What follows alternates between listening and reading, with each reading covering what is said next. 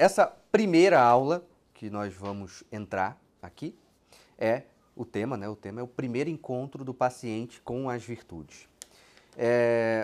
Eu sei que muitos de vocês, de alguma maneira, já estão muito familiarizados com esse negócio chamado virtude, né? Com toda essa dinâmica, até de aplicabilidade mesmo com os pacientes, mas é muito importante sempre a gente revisitar um certo movimento que eu chamo de inicial, mas que ele não morre no início.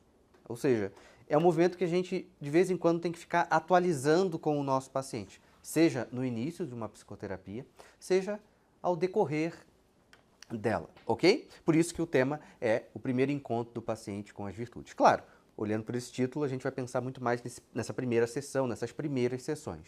Mas vocês vão ver que, daqui a pouco eu vou explicar isso com mais calma, a gente consegue olhar para isso de uma forma também com pacientes que estão mais avançados. E a gente vai falar disso daqui a pouco quando eu falar sobre a memória e imaginação. Combinado? Então, vamos lá, gente.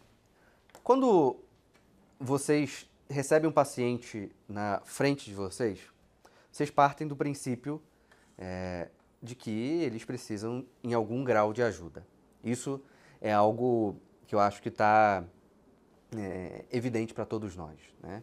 Há uma necessidade de ajuda que aparece ali na sua frente. Um paciente precisa ou acha que precisa de você, né? Eu falo acha porque às vezes ele está ainda testando você em algum grau. Então, quando a gente pensa nesse paciente que chega precisando de uma ajuda, a gente vai oferecer uma ajuda.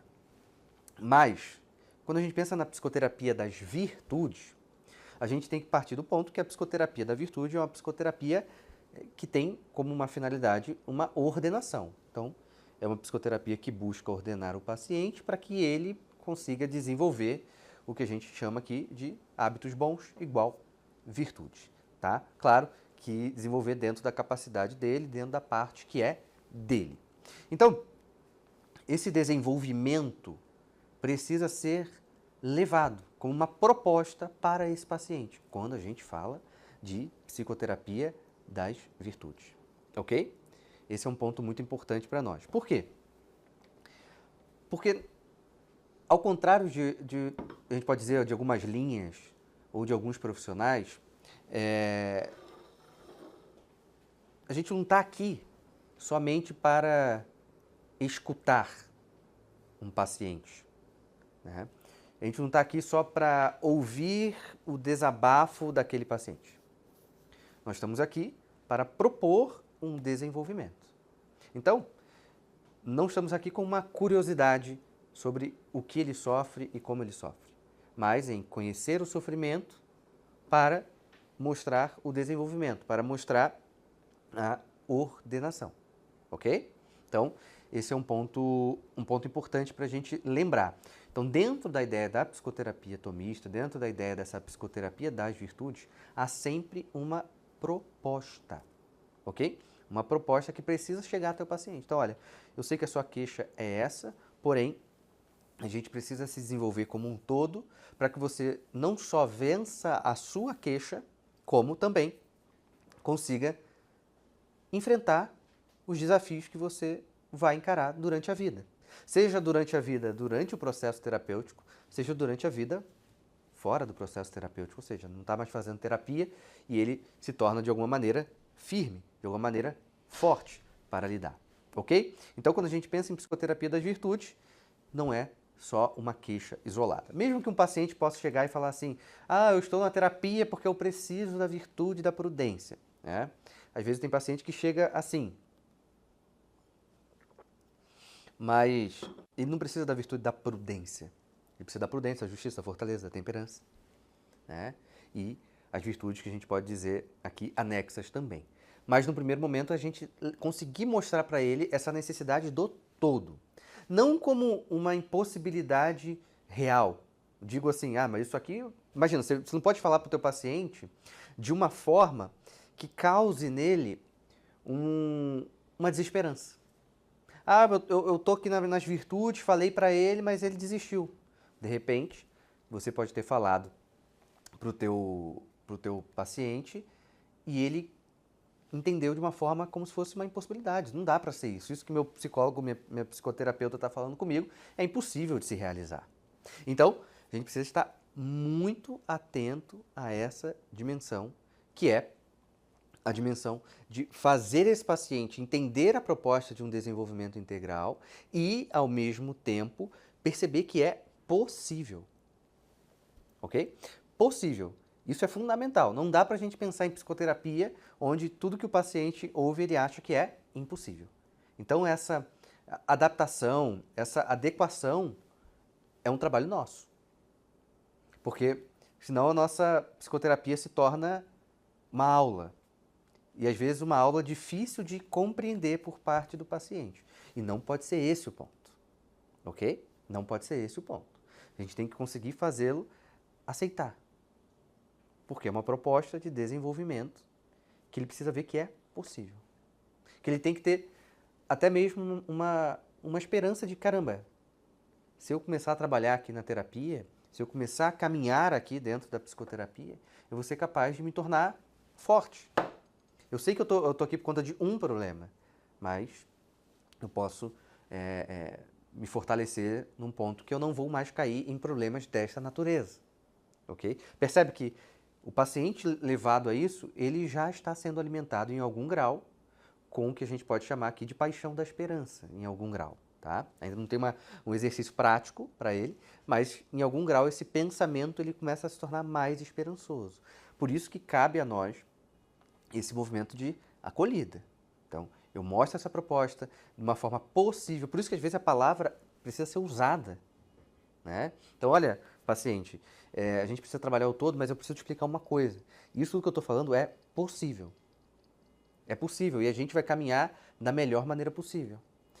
Tem muitos pacientes que me procuraram já diante da minha experiência de atendimento, que quando eu explicava como funcionava a terapia, eu falava em algum momento assim, olha, e tudo isso aqui que eu falei vai se adaptar às suas possibilidades. Ou seja, então eu nunca vou cobrar algo que será impossível de você realizar. E se tornar difícil de você realizar, nós vamos juntos caminhar para que isso se torne mais leve ou ajeitar o que precisa ser ajeitado. Ou seja, eu não estou aqui só jogando assim, olha, toma aí, se vira. Assuma a tua responsabilidade, ponto final. Eu estou junto com ele. Perceba que pegue o título desta aula, né? Ou seja, primeiro encontro do paciente com as virtudes.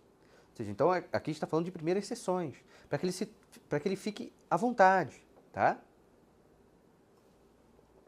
Para que ele tenha confiança em você, tá? Confiança em você no primeiro lugar. O nosso paciente primeiro vai ter uma confiança na gente antes de ter nele mesmo. Não é à toa que ele busca a gente e não busca ele. Ele não busca ele nem sabe como se encontrar.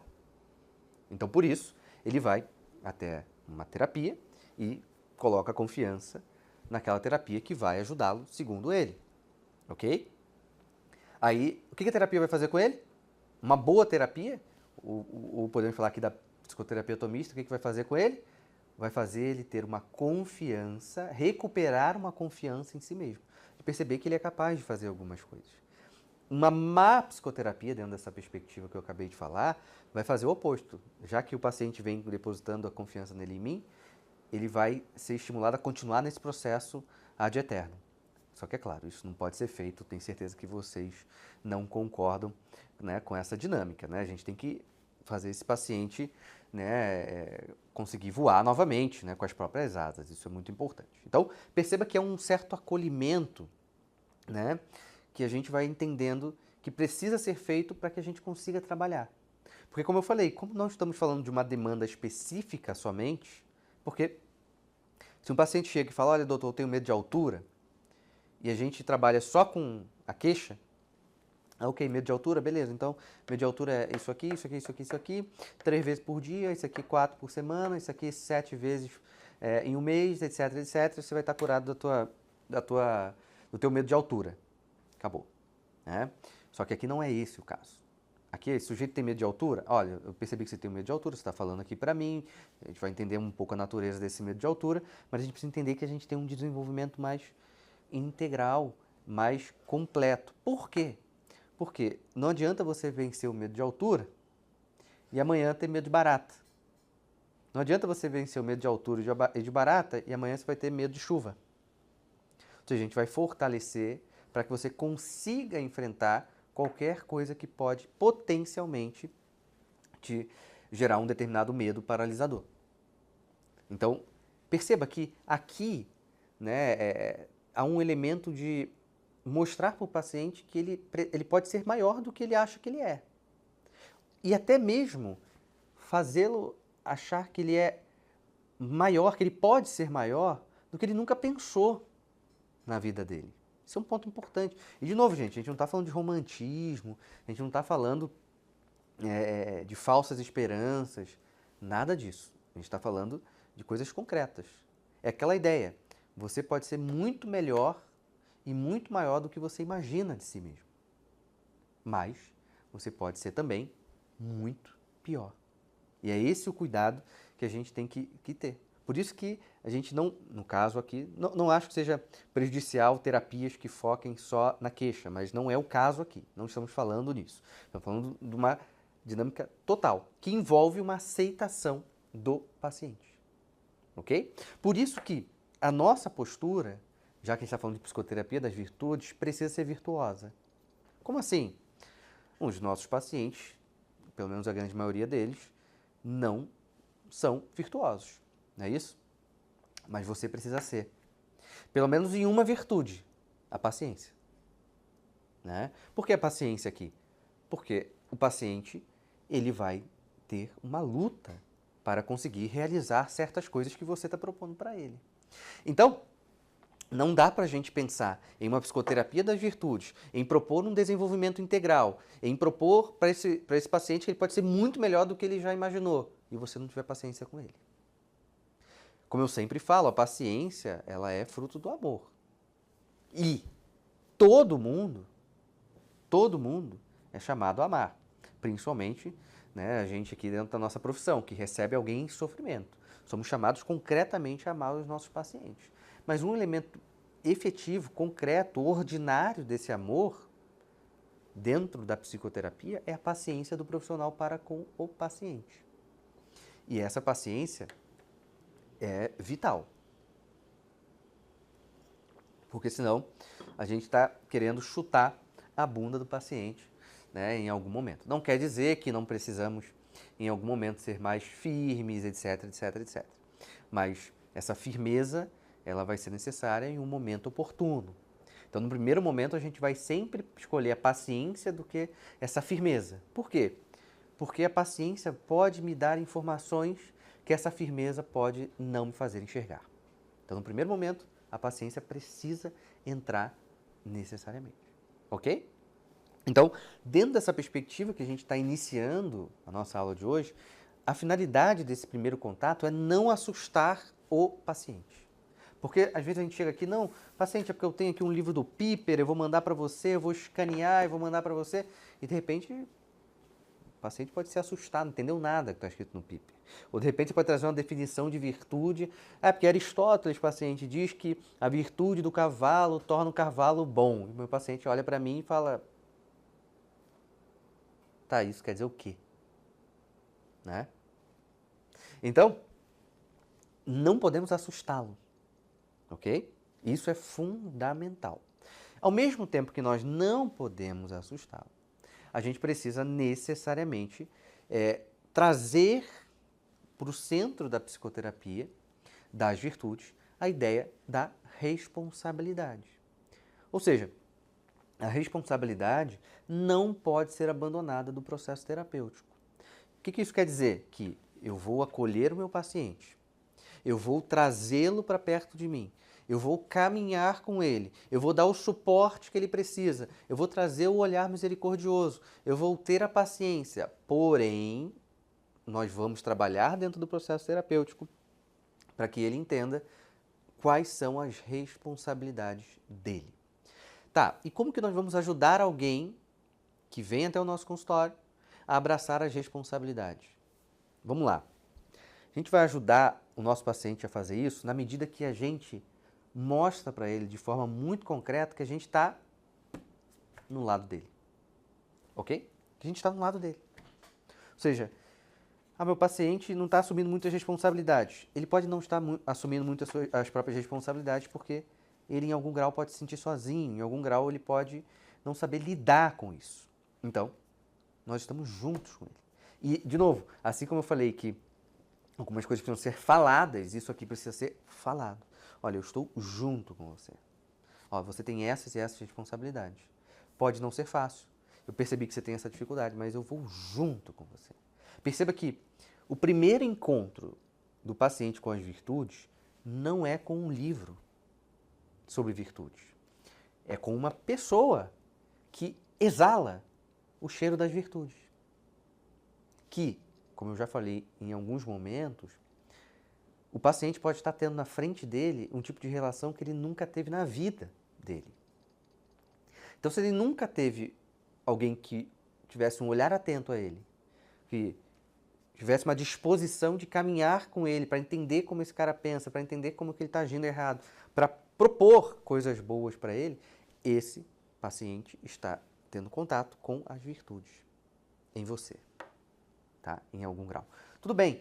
Ah, Rafael, mas eu não tenho todas as virtudes que eu gostaria, eu ainda tenho que trabalhar tal coisa. Ok, maravilha, aperta aqui, somos dois, né? Somos tantos aqui que estão assistindo comigo. Claro, a nossa luta é essa. Mas uma coisa é você ter que buscar virtudes. Outra coisa é você não ter nenhuma virtude.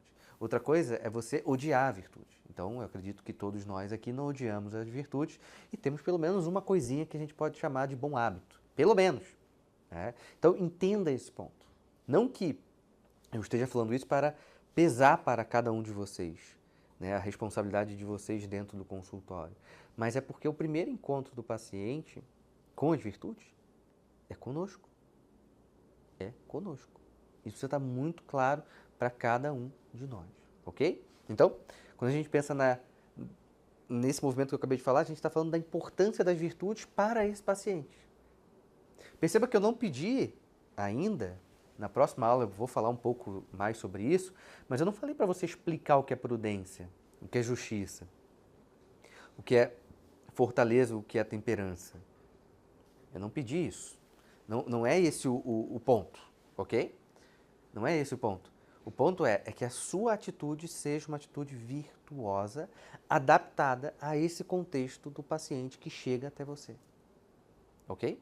Então, esse é um ponto fundamental.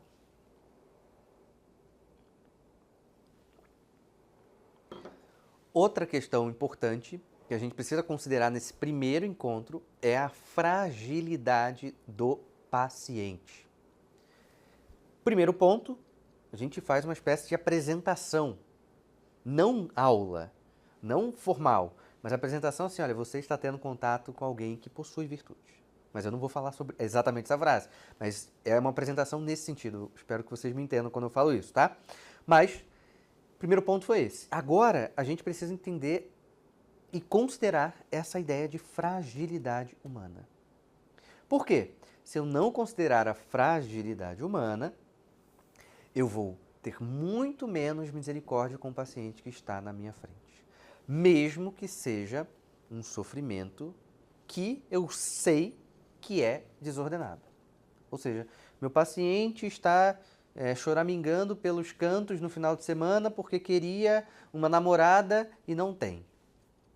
Ou seja, ele poderia estar ocupado com várias outras coisas, mas está lá chorando porque ele gostaria de uma namorada para ele, porque ele quer casar, o sonho dele é construir uma família, etc, etc, etc. Né? Olha, ali pode ter um sofrimento que ele é desordenado, mas não deixa de ser um sofrimento.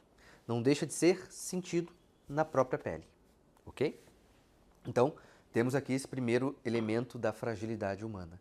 Há uma pessoa em sofrimento necessariamente.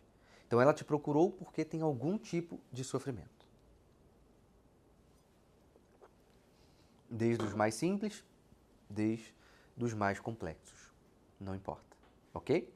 Então, isso precisa ser meditado. Por que isso precisa ser meditado? Porque isso casa com a ideia da paciência, ok?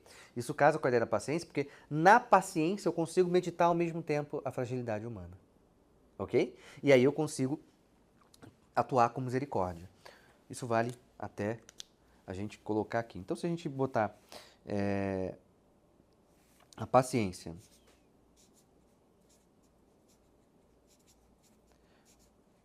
com o nosso paciente, ok?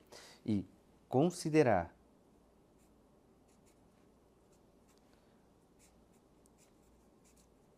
a fragilidade humana, esses dois movimentos vão se conectar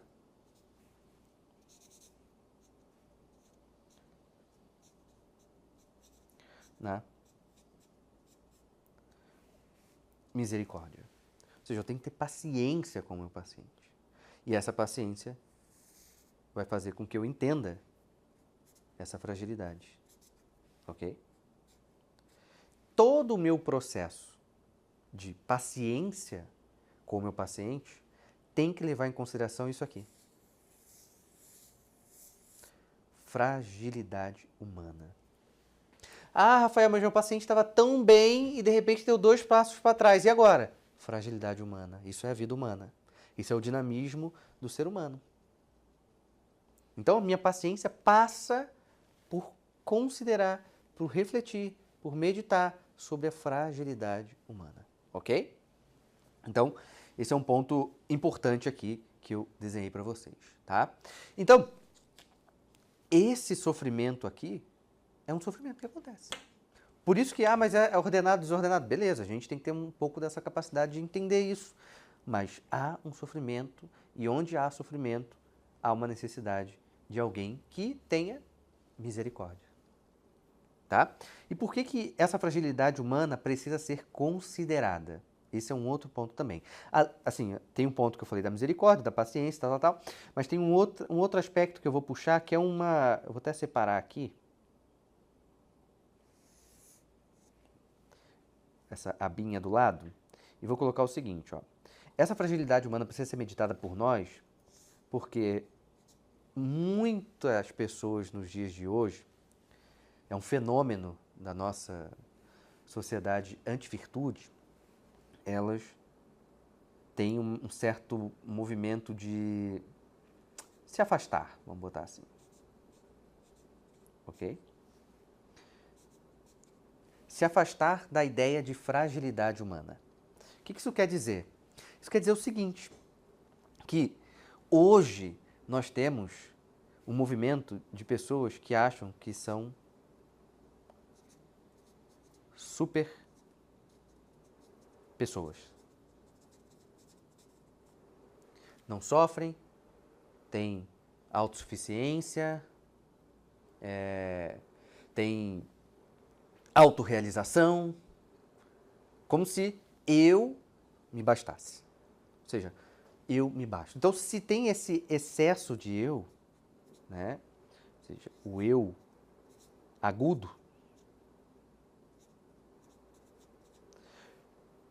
esse sujeito não consegue meditar sobre a própria fragilidade. Ele não consegue olhar para si e perceber que ele é frágil em algum grau. Então ele está cheio de si. Só que esse cheio de si é o cheio de si mais falso que existe na face da Terra, né? Assim como o C.S. Lewis falava que a maior superstição que um homem pode ter é acreditar nele mesmo, né? Aqui a gente pode caminhar na mesma perspectiva que né, esse cheio de si mais vazio que existe é quando a pessoa tem um excesso de si mesmo dentro dele. Ou seja, não vai para fora, não se conecta, não se relaciona e, principalmente, não considera que há uma fragilidade humana necessariamente. Ok? Ótimo. Vamos lá. Vamos continuar nossos desenhos aqui. Vamos lá. Então, nós temos aqui algumas fragilidades que eu quero que a gente considere aqui, tá?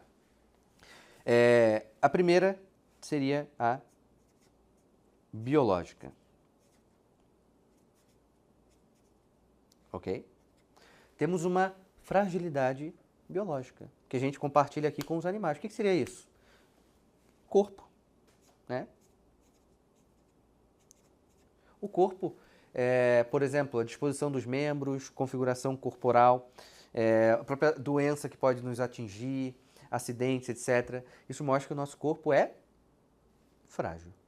Sabe, tem uma história, eu conheci um professor de taekwondo, ele até faleceu num acidente bem trágico, mas ele era um cara muito gente boa e ele falava assim, olha, ele era faixa preta terceiro dan. Para quem não sabe o que é isso, é o cara que é faixa preta 3 vezes, ok? Então o cara era bom na coisa. E aí ele falava assim, olha, eu sou faixa preta terceiro dan, eu sei lutar, eu consigo imobilizar alguém na rua, eu consigo me defender, mas o meu peito não é de aço. Ele sempre falava isso.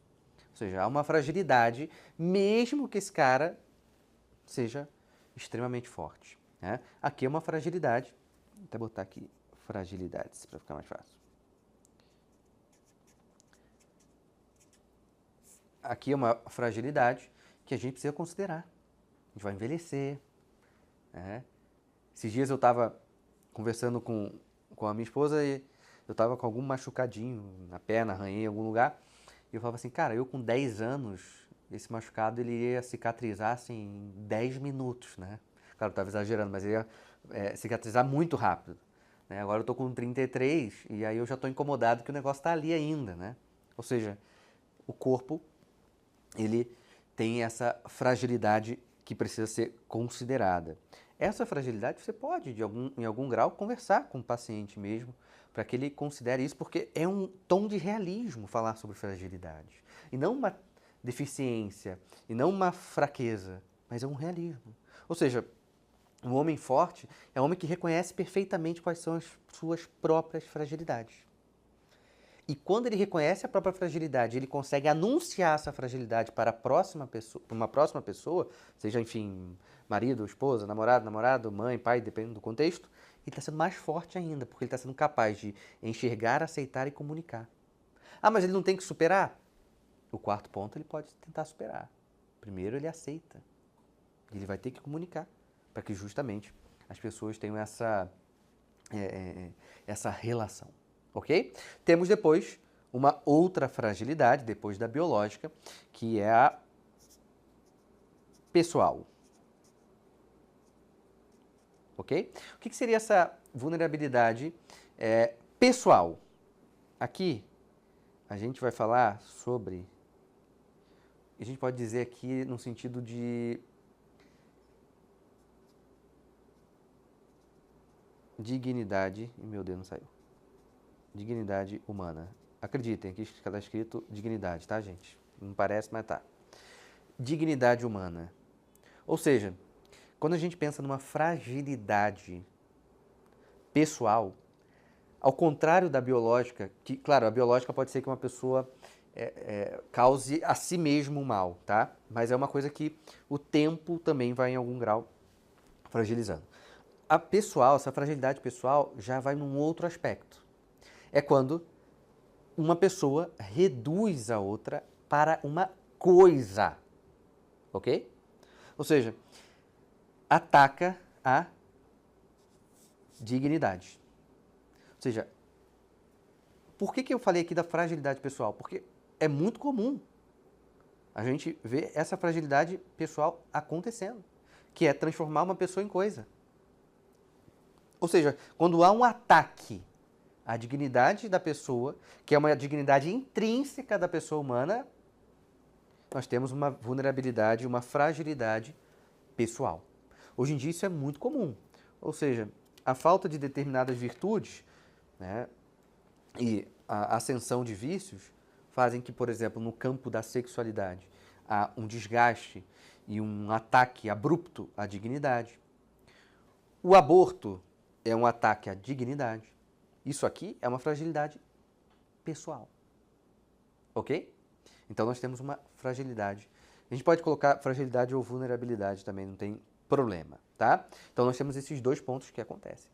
Então aqui, mas Rafael, eu entendi que nessa parte biológica a gente pode falar para o nosso paciente para ele ter uma consciência, até mesmo corporal, vamos dizer assim, para que ele se cuide em algum grau. Ótimo. Tá, e essa pessoal, como que isso caminha? Como que isso vai se dar dentro do ambiente da psicoterapia, com o paciente que está ali na minha frente? essa dignidade pessoal precisa ser trabalhada com ele. Não quer dizer que pode até ser que ele tenha a própria dignidade sendo atacada, tá? Então a gente vai ter que mostrar para ele que ele tem uma dignidade intrínseca, até para que ele possa, em determinado grau, em determinada questão, em contexto específico, se defender justamente porque ele tem uma dignidade, né?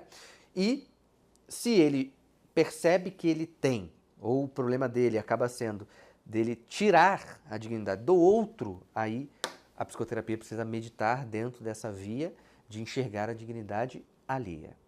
Ou seja, como que ele vai enxergar a dignidade alheia? A gente pode começar trazendo um aspecto da relação do homem com o cachorro e o homem com o ser humano. Ou seja, esse paciente precisa entender que ele está lidando com quem? Eu estou lidando com o José. Quem é José? Ah, José é meu irmão. Beleza. José é teu irmão. Você gosta do José? Às vezes eu gosto, às vezes não gosto, doutor. O que isso quer dizer? Então, mas você acha que o José tem que ser tratado igual um cachorro, por exemplo? Não estou falando que você trata ele como um cachorro, estou perguntando. Não, eu não acho, porque o José é uma pessoa. Tá. Então, quando a gente começa a separar um pouco essas coisas, para quem tem facilidade, para quem já usa, o diálogo socrático entra muito bem nessa esfera também. Mas, ou seja, a gente começa a diferenciar de algumas coisas através de perguntas diretas ou indiretas para o meu paciente. Então, não, calma aí. O José, ele faz coisas que eu não gosto, mas eu não gostaria que ele fosse tratado como um cachorro. Tá, mas você fez isso com ele. Fiz isso com ele porque eu estava nervoso. Opa, ele acabou de te deu uma paixão. Ele te deu uma paixão. Ou seja, a paixão que dominou aquela atitude fez com que ele atacasse a dignidade pessoal de uma outra pessoa. No caso, o José, irmão desse paciente fictício. Ok? Então, esse é um ponto importante. Outro ponto que dá para ser feito é sobre fazer o nosso paciente meditar sobre o valor das pessoas que estão em volta dele. Então, eu já tive paciente que eu pedia para que ele, ao chegar em casa, conseguisse ficar em algum lugar na casa onde ele conseguisse observar as pessoas da casa dele. Ele era casado, né? Então tinha esposa e alguns filhos. E eu queria que ele ficasse numa posição que ele pudesse observar a família dele vivendo ali na casa. Não que ele precisasse estar interagindo. Então, por exemplo, a minha esposa e meus filhos estavam na cozinha e eu estava sentado na sala e conseguia olhar para eles e eles estavam lá. E aí, esse movimento fez com que ele meditasse sobre o valor dessas pessoas. Porque ele começava a não mais responder sensivelmente o que chegava a ele, né? Isso mostra que nós, para sermos ordenados, não podemos ser só uma resposta a determinado estímulo, né? Então, ele começou a olhar para a esposa, para os filhos, e ele estava numa questão assim, meio que quase... A esposa não sabia, mas ele estava querendo separar, querendo ir embora, assim, mas não tinha falado nada para a esposa. E nessa observação mansa, com calma, na busca do valor, olha, eu falava para ele assim, ó, eu quero que você enxergue a tua esposa dentro desse ambiente, você não precisa falar nada com ela, e você enxergue o valor que ela tem na tua história, na tua vida, na vida dos teus filhos, etc. Mas isso vai fazer com calma e vai fazer mais de uma vez, né? E aí, um determinado momento, ele voltou e me deu esse feedback. Cara, eu tenho uma baita esposa comigo. Eu tenho filhos lindos. E ele falava até meio assustado, assim, cara, eu estava esquecendo disso. Eu estava me perdendo dessa dinâmica, né? Então, percebe, né, o quanto que é fundamental que a gente trabalhe aqui. Aqui é um olhar de dignidade. Esse cara olhou para a esposa e viu que ela tem uma dignidade intrínseca. Ah, mas o valor que você falou, ela como esposa, ela não é intrinsecamente esposa, né? Tudo bem, mas é um valor alto, elevado, que se aproxima dessa dignidade intrínseca. E aí ele colocou dentro desse olhar de esposa porque fazia parte da vocação desta mulher, né? Então é muito importante. É como se olhasse para uma freira e buscasse encontrar a dignidade dela.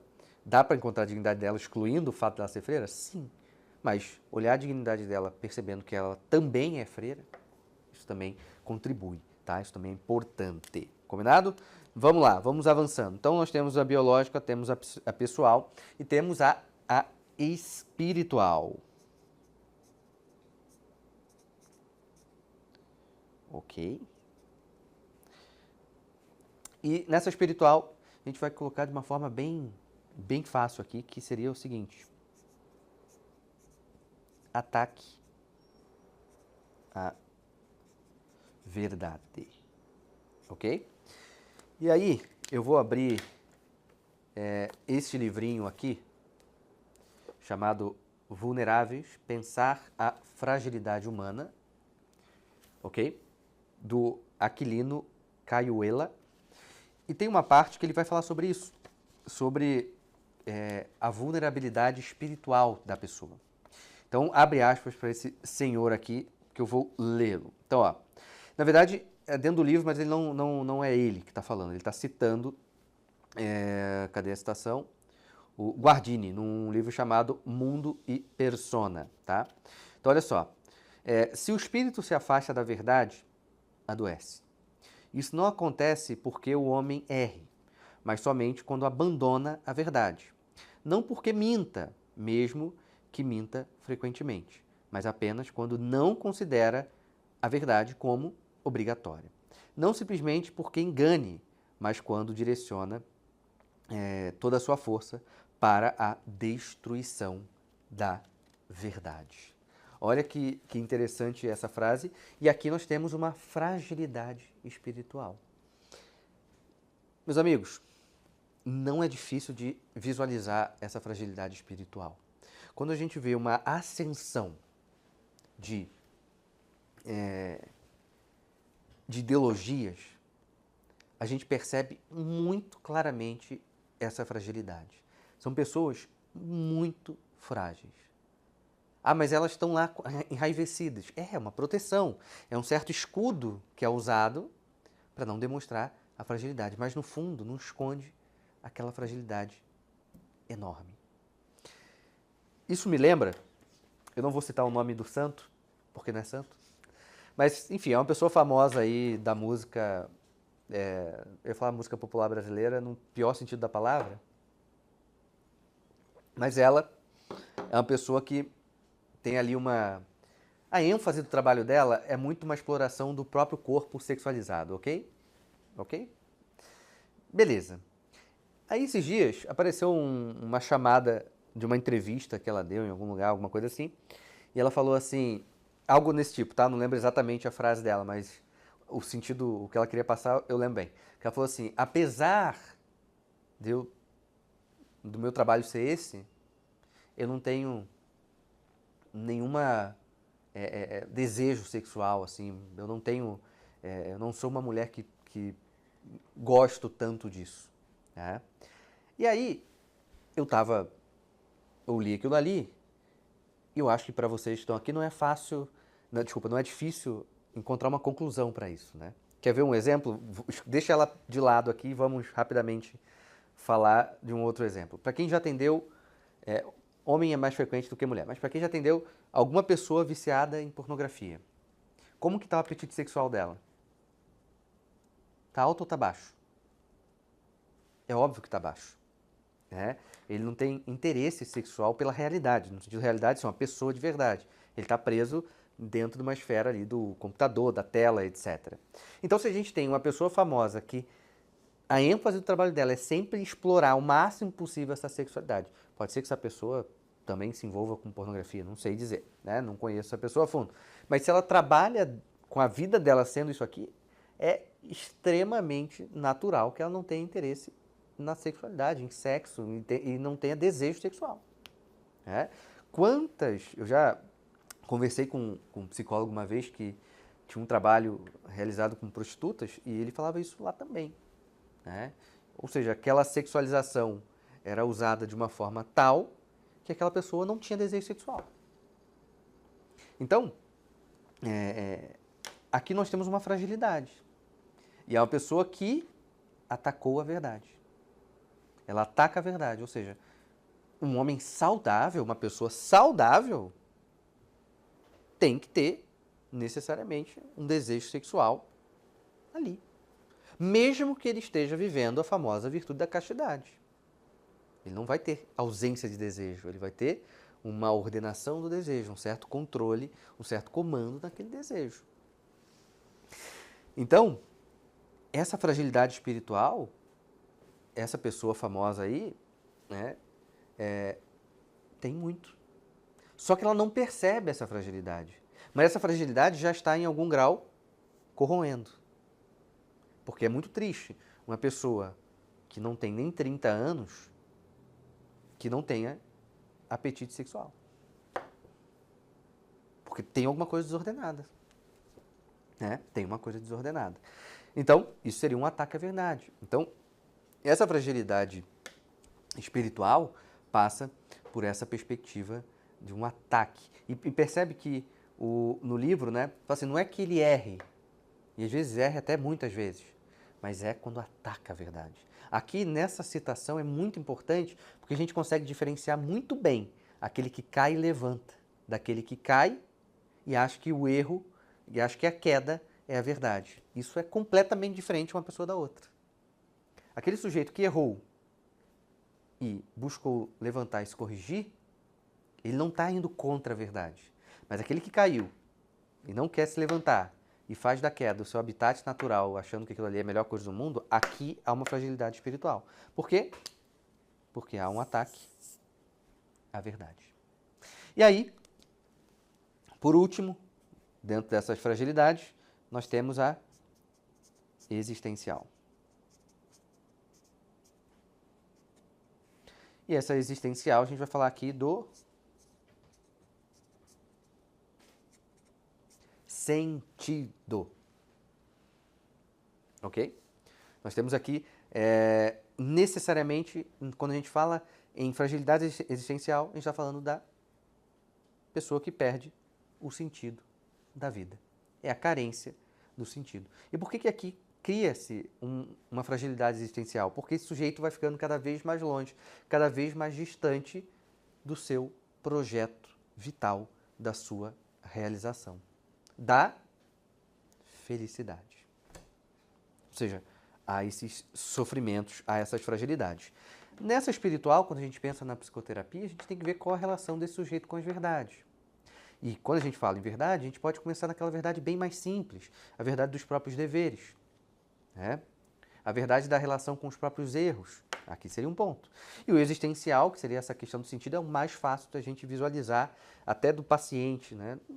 Assim, eu acho mais fácil, mas pode ser que o biológico também seja um fácil, mas porque você vê uma pessoa que tem alguma fragilidade biológica, ele pode conseguir esconder bem.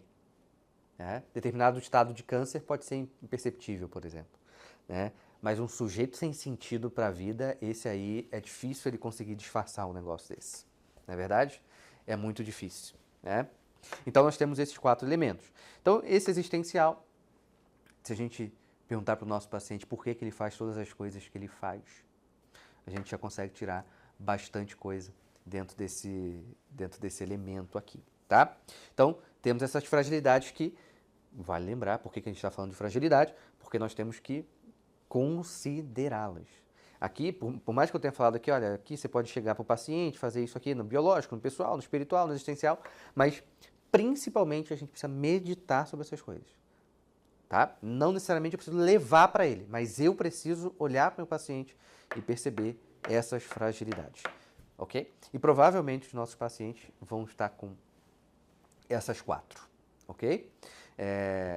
A primeira, não tem como ele não ter, né? Biológico, por mais que ele possa estar extremamente saudável, há necessariamente um envelhecimento, né, do corpo e tal.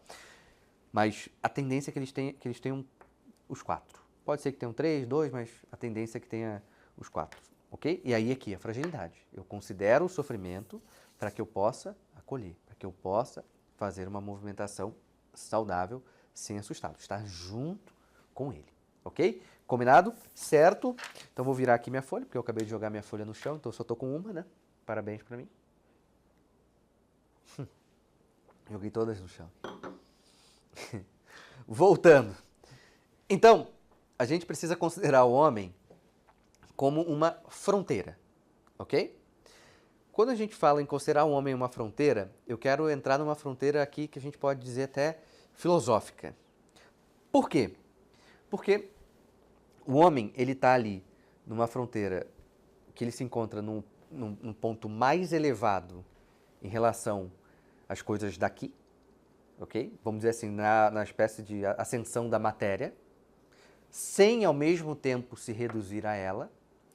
Porém, quando a gente pensa nas inteligências, ele é a última. Porque ele está abaixo da inteligência angélica e é de Deus. Né? Então ele tá nessa fronteira, né? Que a gente pode colocar aqui entre o carnal e o espiritual. Tá? Por isso que o homem ele não é só alma, né? Ele é corpo e alma. Não é isso? Então, esse ponto é importante porque Santo Tomás ele tem uma visão muito boa do ser humano quando ele fala isso. Ao contrário de alguns lugares com tendências humanistas que colocam o homem como acima de qualquer coisa. Né? Ou algumas outras que se dizem humanistas peronomútil, coloca o homem abaixo do porquinho. Né? Ou seja, eu sofro porque tem um bacon no supermercado, mas sou indiferente ao aborto, etc. Né? Então, Santo Tomás que traz esse olhar onde coloca o homem exatamente onde ele está. Ou seja, nessa fronteira entre as inteligências, né, onde ele é mais baixo, e na parte da matéria, onde ele é mais alta. Tudo isso traz para ele um senso de realidade sobre o que ele deve fazer. Ok? Por isso que quando a gente olha para o homem, e às vezes o homem mesmo, a pessoa usa como desculpa, eu não sou perfeito, essas coisas assim, né? Então justamente pelo grau das inteligências ele ser o mais baixo, ele não tem essa plenitude e perfeição que caracteriza, por exemplo, essa inteligência divina, certo? Então, por que eu estou trazendo esse aspecto aqui dessa fronteira? Né? E a gente vai para a nossa parte final aqui da nossa aula de hoje. Porque a gente precisa fazer o nosso paciente entender que ele é muito mais que somente a carne dele. Ok? Ele é muito mais, se a gente quiser trocar isso em outras palavras, ele é muito mais do que somente o que ele sente. E do que ele sente de maneira imediata. Ou seja, se eu me beliscar aqui, opa, doeu. Eu sou isso. Calma aí, você é isso aqui? Então se eu parei de te beliscar, você não é mais nada. Você é nada, você não tem valor nenhum. Ou seja, o valor é muito maior, né, do que a matéria. Né? Então, esse movimento de colocar o homem para entender que ele tem esse elemento material, e é importante que ele considere isso, que ele está aqui como superior nesse sentido, mas que ele tem essa inteligência para também, vamos chamar aqui, desenvolver. Tá? E dentro dessa perspectiva, ele também vai poder trabalhar, ou seja, de conseguir buscar coisas valiosas, de ter um espírito até mortificado, saber sofrer, saber lidar com o sofrimento de forma voluntária, por exemplo, né? Com um sentido grande, né? Ou seja, eu tenho aqui uma esposa que eu tenho que cuidar, então eu prefiro não comer para que ela coma, por exemplo. Né?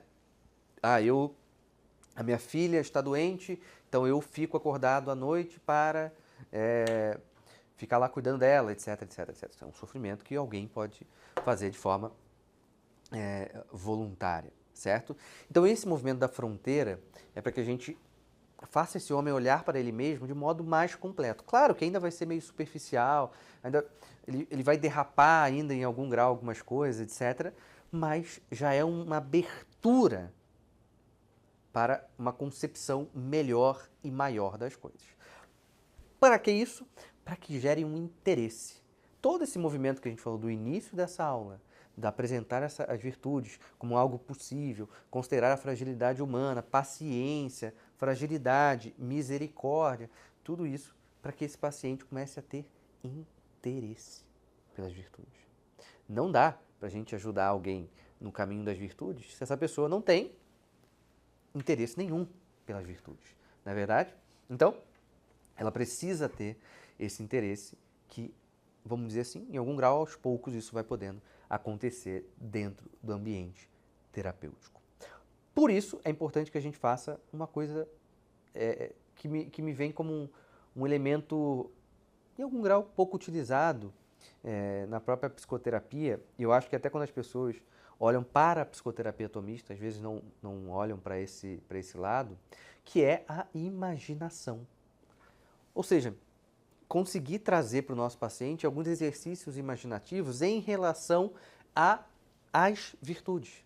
Então, por exemplo, a gente pode aqui nesse momento, até em algum grau, falar sobre as 4 virtudes de maneira superficial, de maneira muito concreta, no sentido de dia a dia, simples de entender, para que ele imagine. Paciente, você já se imaginou com a paciência? Nunca me imaginei. Tá bom, vamos imaginar agora, então. Então imagina, né, aquela situação que faz você perder a paciência. Conta pra mim qual é. Ah, eu perco a paciência com o meu chefe, Rafa. Tá, o que ele faz para você perder a paciência com ele? Ele faz isso, isso, isso. Agora imagina a seguinte cena. Ele fazendo isso e você não perdendo a paciência. Ele pode falar, não, isso é impossível. E aí você pode começar a voltar para aquele ponto das possibilidades. Ou ele pode falar, nossa, seria um sonho. Né? Ou seja, quase como se ele se deleitasse da própria imaginação que você conduziu ele a fazer. Né? Então a ideia da imaginação aqui como um aspecto de gerar um interesse do paciente às virtudes é para que ele consiga fazer um exercício imaginativo dele sendo bom, no final das contas. Né? O que você faria se você fosse mais forte? Ah, eu faria mais isso aqui. Uma vez eu tive um paciente, tinha um problema com pornografia, e aí eu perguntei para ele o que ele faria da vida se ele não tivesse o problema da pornografia. Aí ele parou, ficou um tempo pensando, porque ele não sabia. Até uma hora que ele falou assim, poxa, eu poderia ajudar muito mais a minha mãe.